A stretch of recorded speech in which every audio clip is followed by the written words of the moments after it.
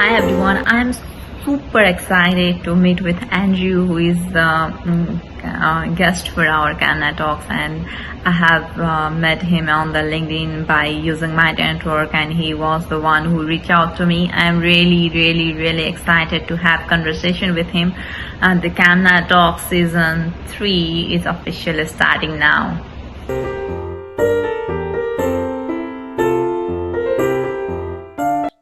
Now I think we can do the conversation. Awesome. Well, thanks for getting on this call with me. Out of every profile I've ever seen on LinkedIn, your bio just completely blew me away. And seeing your passion for the work that you're doing, I just was like, I have to meet this person. And here we Thank you are. so much. Thank you so much for accepting my invite for conversation, for giving me time in your very busy schedule. So let me introduce first. Hello, everyone. Welcome to season 3 of the Kamana Talks, and I'm your host, Kamana Kafle, and I am very excited to bring you thought-provoking conversation on agriculture, innovation, and sustainability. In this season, we will deeper into the regenerative farming, emerging technologies, and the future of agricultural education. And for our very first episode, we have got very special guests from US who have been at the forefront of integrating technology. Please correct me if I'm wrong. I just get this information from his profile, and he is also the co-founding of Age Perma and Regenerative Age Design, working on development of virtual farm tours that has enhanced the education and farm marketing.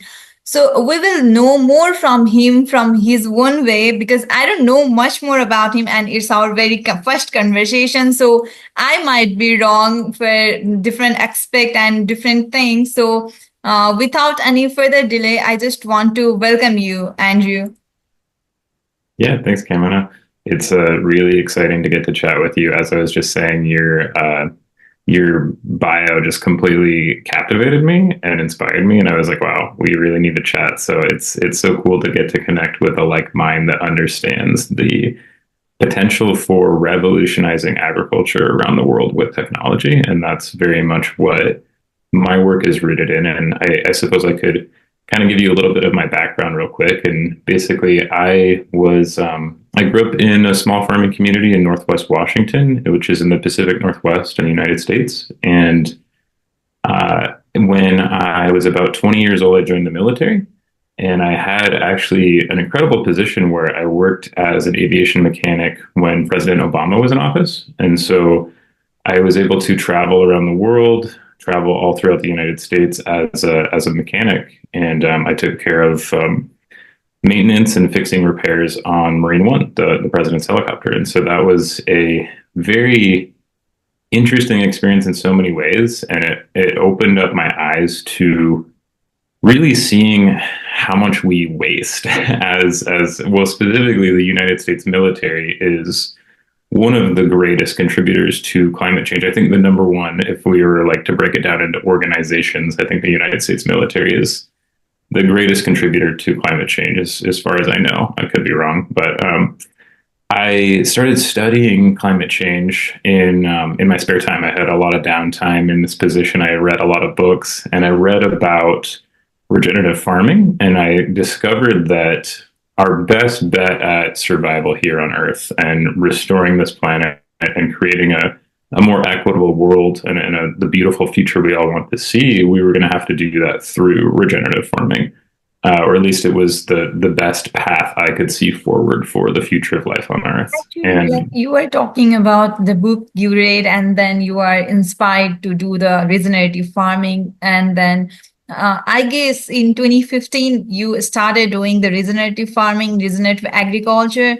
So, what inspired you to do the regenerative agriculture? What is the hitting point that you wanted to start the regenerative agriculture? And is there any role model? Because there are lots of books that are written by the farmers about the regenerative agriculture. Even Gabe Brown is one of them. So I have got chance to read about his Dirt to the Soil book. So it was very interesting to go deeper into the book. And then what is your inspiration point about the regenerative agriculture?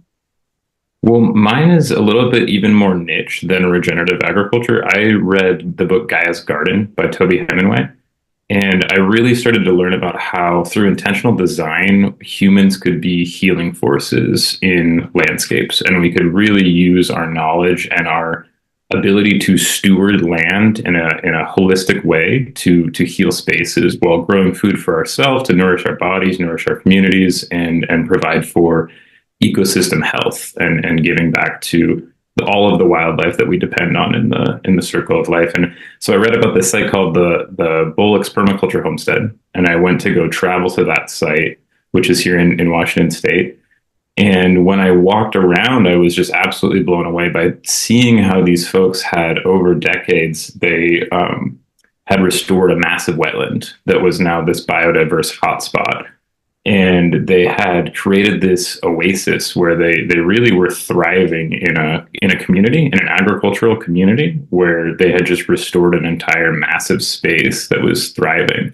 And so it was kind of at that moment where I was like, I think this is what I'm going to do with my time. I think I'm going to study as much as I can and learn as much as I can about these sort of regenerative systems and then share that information with others. And it wasn't until 2020, when the pandemic hit, that I saw this huge need for more virtual education, virtual learning experiences to make learning from farms more accessible. And that's what like before the virtual tours and that thing, I just want to know more about your initiative and your work.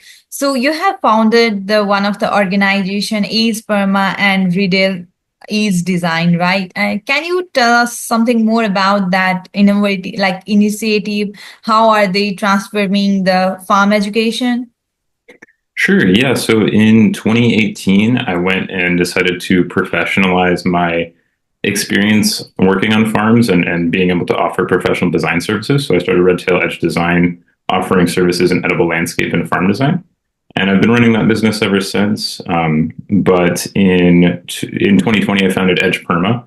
And that was really a response to the pandemic. As I was mentioning, it was when I recognized how learning from farms was the very best experience you could possibly have as a student. And it was also one of the most inaccessible experiences that there was. And so I wanted to solve that problem.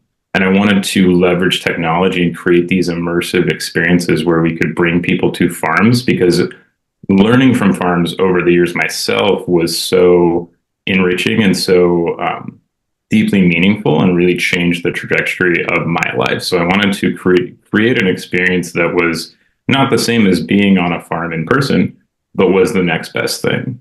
And so that's been over the last 4 years now, just over 4 years. I've spent all of my time playing with drones and 360 cameras and new software and new technology to develop these very immersive learning experiences where we start with a map of the farm and you get to float above the site. Then you enter the 3D model of the space that we create using drone imagery. The drone will fly itself around a farm and it'll take a few hundred photos and put together a 3D model. From that, you drop down into an aerial panorama of the space, so you can see a very clear image of the farm from about 200 feet. And from there, you can drop down to the ground level, where you can use the arrows to click forward and virtually walk through the whole farm. Within that space, then you can access videos of the farmers talking about designing, developing, and maintaining different farm systems. And the whole goal here is to create the most immersive learning experience possible and putting all of the pieces to the puzzle together into one space so that anyone can virtually travel to a successful regenerative farm and then learn how to copy and paste the different farm systems that are successful on that site that might be applicable to their farm. So we're really trying to fast track succession of healing the world through regenerative farming through advanced education. Actually, virtual farm tours sounds very fascinating and fancy in this world.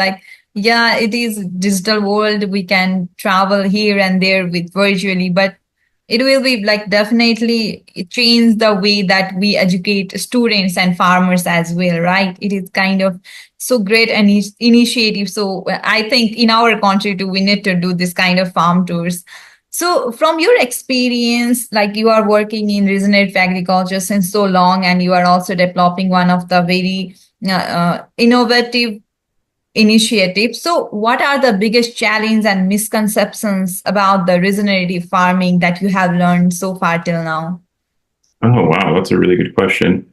I'd say one of the biggest misconceptions is that livestock are bad. That's like one of the biggest sort of things that's out there in the world. And I'm a longtime vegetarian. I actually don't eat meat, and I haven't for quite some time.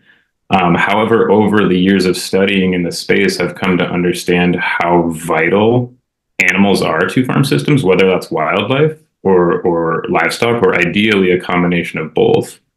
And so that's, I'd say, potentially one of the biggest misconceptions, and one of the things that I really try to bring home with my students. I teach at Edmonds College here near Seattle, Washington, and I really try to help my students sort of see this perspective of the animals aren't what's wrong.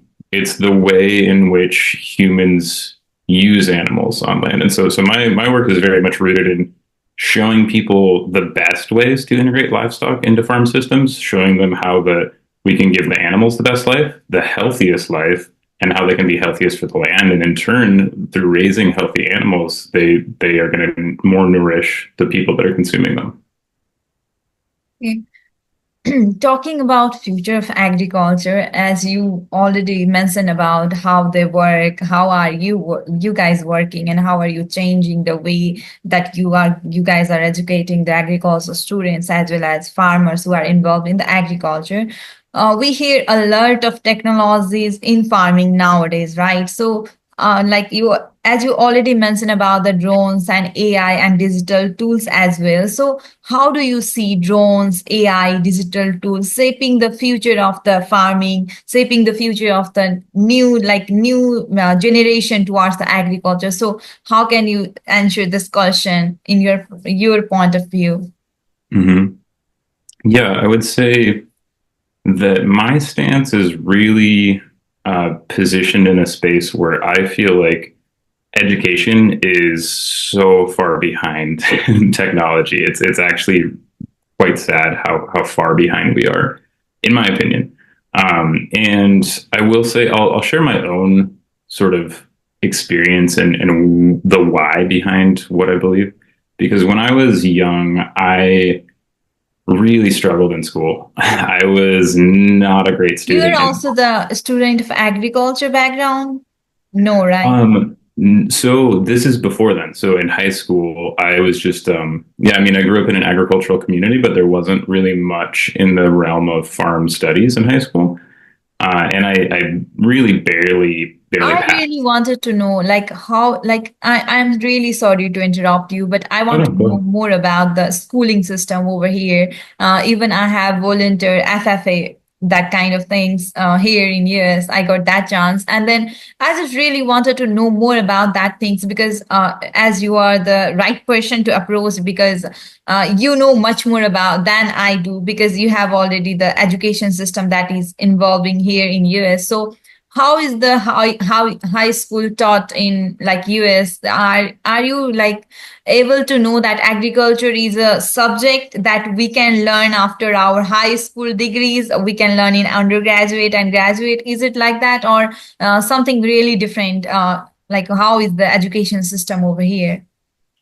Yeah. So the education system, there are some agricultural related classes for basically only rural communities. So outside of cities, at least that's how it was when I was young. There was a handful of classes, but that was so I took a class like animal science in high school. So I was like in ninth grade, 10th grade, and it took a horticulture class and that was basically it. And I grew up in a farming community too, where it was like that was a career pathway where after high school you go and work on your family farm.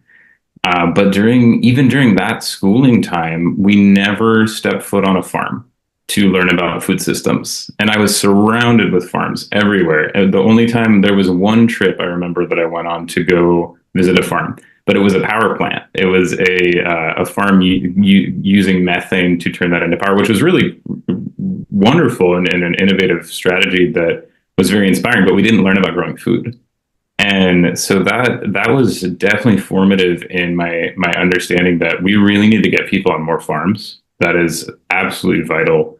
And it's also really challenging to do that. One of the biggest challenges, the biggest barrier for actually physically getting students to farms is actually the cost of buses. Buses are so expensive that even for local farms that are close by, most teachers will never have the opportunity to bring their students to a farm. And so that was a huge driving force in developing this new formula for teaching farming through the virtual experience. Because, like I said earlier, we're not trying to replace visiting farms, but we're trying to make it more accessible and also layer on top of what knowledge you can learn from a farm by giving you all of the aerial data as well. Because really, understanding complex regenerative farm systems requires a lot of data that you can't really get from the ground in an in-person visit.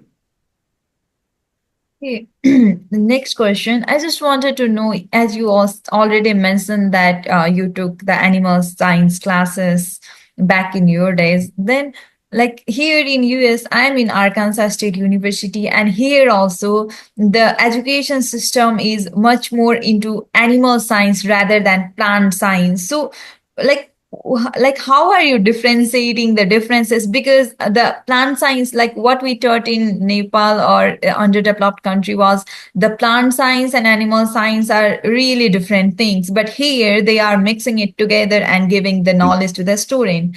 So how can you see is plant science and animal science are so different, or they can be learned together by mixing, or like what is your perspective on this kind of things?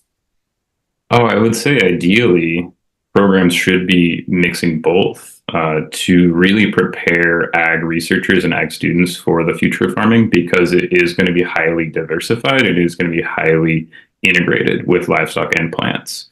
I'll give you an example of a farm I worked at back in 2020. I was the lead tractor operator there, and I got a really close look at these farm systems that they're establishing. And really, ecologically, they're one of the better farms in the region in an area where it's just a sea of monoculture agriculture. There's one farm that is hyper diversified, and in that diversification has developed resilience. They use basically a livestock system where they'll have a pasture space and they'll run sheep through this zone to mow down the tall grass. Then after that, they'll run chickens through that space that then will mow down some of the shorter grass and peck at the sheep waste and get bugs out of that and that sort of thing. During this time, they're building fertility, they're managing the land, they're turning grass into more nutrient dense soil. And after that, they'll run pigs through that space. And so then the pigs will actually root up all of the grass and turn it into bare earth. So that will reduce the inputs from a tractor because you've already got bare soil. You don't need to eliminate that grass or use something like Roundup to kill it off to then prep it for vegetable production. So they're rotating livestock systems into vegetable production to reduce their inputs and boost their organic matter in that soil and boost fertility to create very nutrient dense crops. Also, next to these, that's kind of one of their primary systems, but they're also growing grain feed on site for all of the livestock to supplement the grass diet.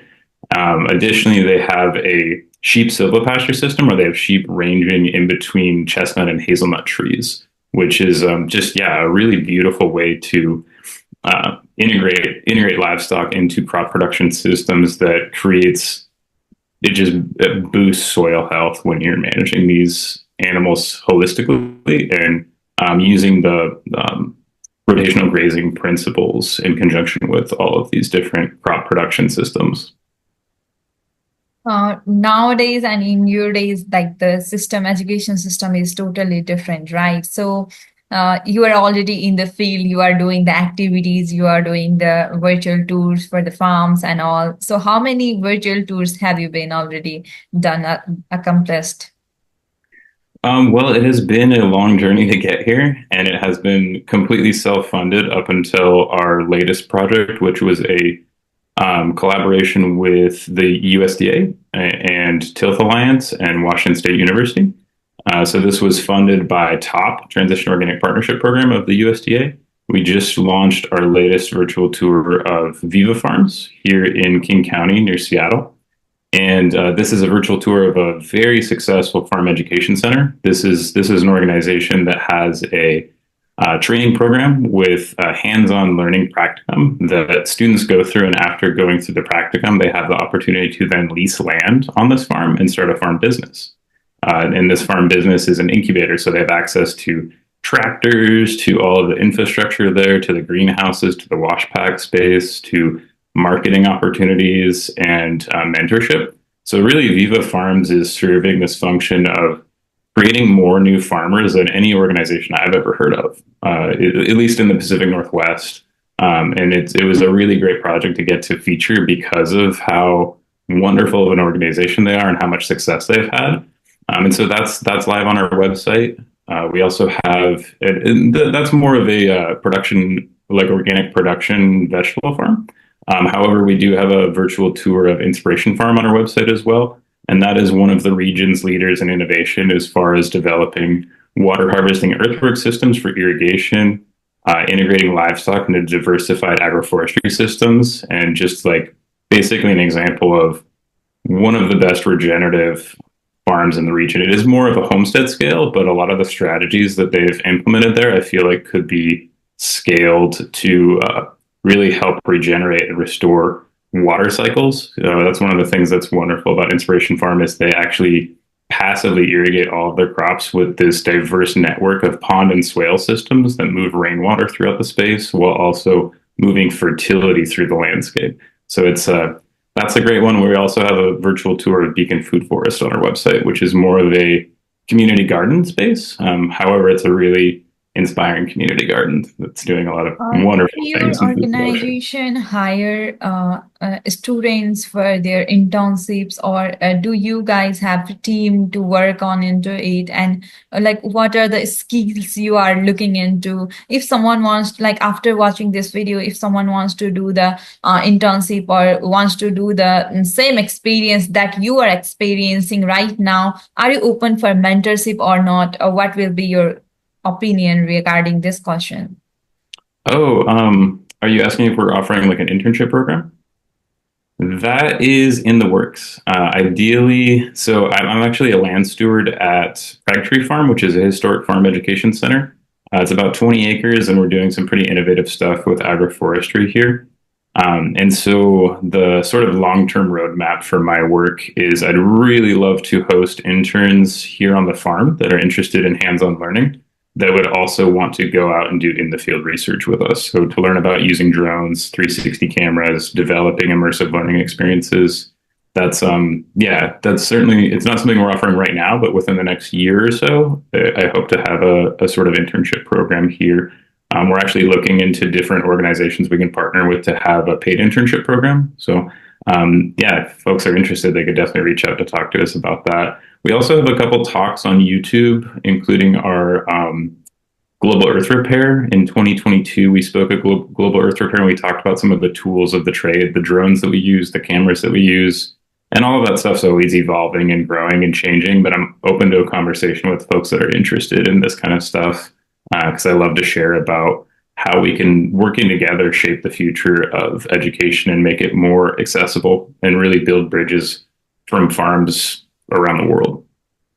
Yeah, for students and young professionals who wanted to enter in this field that you are working on, what skills they should have focus on? Like they should have focus on drones or AI related technologies, or what are the skills that they should know before entering into your internship program, or you are going to teaching yourself? Because as you said, you are planning to introduce next year. So maybe the plannings and the like something is running in your mind, right? How are you doing? So can you share more about that? Because we are preparing someone for the future. So what will be your perspectives on this things, what skills do they need to learn on campus while they are learning about the agriculture or livestock kind of thing? Hmm. Yeah, great question. I'd say the biggest thing is not necessarily a skill. It's just showing up with a passion and a heart for change. Because really, like, you look at my background, and I worked on farms. And I was my last job before starting Edge Perma, founding this organization, is I was driving a tractor all summer, and I went from that space, having a background in mechanics and agriculture, to really building one of the most innovative new companies in the world right now in this space. And I did this all coming from a place of passion. I had zero tech background, so everything that you're seeing came from nothing. I just saw a problem in the world, and I said, I'm going to go fix that, and I'm going to do whatever it takes to get there. So if that resonates with folks that are listening to this, reach out, and we can talk. All it takes to make waves in this space is passion and dedication and a curious mind. And for farmers who are especially running the small scale businesses or small scale farms, what will be the simple regenerative practices that they can start quickly with today? Like if they want to start today, so what will be their simple regenerative practice? Yeah, that's a good question. And I will say, in my region in the Pacific Northwest, the biggest concern that I have for the future of farming is what happens when the next heat dome hits. And so, if you're familiar with the 2021 heat dome that hit the Pacific Northwest, it was absolutely devastating for crops. And specifically, it wiped out monoculture farms. So these are farms that are just growing one specific crop. And if the fruit was ripe right when the heat dome hit, or right in the process of becoming ripe, it could have eliminated an entire farm's income stream for that year. And so my biggest push in my space is inspiring and encouraging farms to look into diversifying crop systems. And there are so many great perennial crops for this area. I just did a talk at the Tenacious Farmers Exchange at Carnation Farm a couple weeks ago on all of the crops that I feel like have a lot of viability for climate resilience. And those include, I mean, there's so many, but some I'm really excited about are sea berry and aronia, because those are foods that are superfoods, super nutrient dense, super high in antioxidants, super high in vitamin C, things like that. And they're potential cash crops, and they're very resilient. And aronia specifically grows in very wet soil. There's a lot of areas in this region that are very wet. Sea berry, oh my gosh, it can grow in depleted, dry, rocky soil. It can pretty much grow anywhere. I mean, it wouldn't do as well in wet soil, but that's one that grows in the Northeast and can grow all across the United States. And that's a very, very high value crop. It's also a nitrogen fixer, so it's building soil fertility. And stores like Whole Foods, you're going to see more and more of that in the coming years. You're going to see these superfoods on the shelf. And again, it's a high value crop, so it's a way to diversify your income stream while also diversifying your farm system and building resilience in that diversification. Now, finally, where do you see the future of farm education in next 5 or 10 years? Like, how can we change, and what should we expect as a student of agriculture, as a agriculture advocate, that we are working for the change of global agriculture? So, how will our future of the farm education we can see in next 5 or 10 years? Oh gosh, well, 5 years from now, I would like to see textbooks that are more accessible, and specifically for visual learners and neurodiverse learners. I think that what I was getting at earlier with how the education system failed me, it was really because I was learning from black and white textbooks with black and white photos, and that just did nothing for me.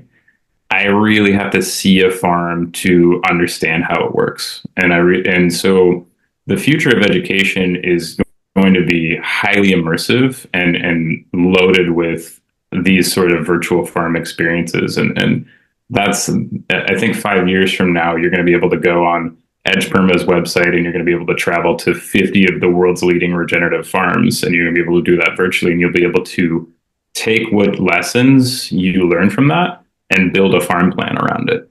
And it's going to be able to help you design, develop, and maintain that space in a way that just makes it wildly efficient. Because really, what this comes down to, our ability to restore the earth and mitigate climate change is going to come down to how quickly we can copy successful farms. And so what we're doing is we're building a database that is going to help people all around the world copy successful farms very quickly. But that's what I hope to see for the future of education in this space is more accessibility, more visual learning experiences. This is a very eye-opening conversation, actually, because like you are giving the lots of insights. Thank you so much for sharing your insights and experience. I'm sure our listeners, whether they are student, professors, or they are into agriculture industry or professionals or farmers, they have learned a lot from our conversation, a lot from your insights. So is there any closing remark from your side? Oh, just I'd say chase your dreams. You know, a few years ago never would have thought anything that I'm doing is even possible. A lot of the dreams I had for the work that I'm doing, the technology didn't exist yet. I had a vision for what I wanted to see exist in the world, and I kept looking for all of the pieces of the puzzle to bring it together. And one day I found the right software and the right tool, and it's just, if you can dream about what you want to see in the future, you can bring it into existence. So just, yeah, go for it.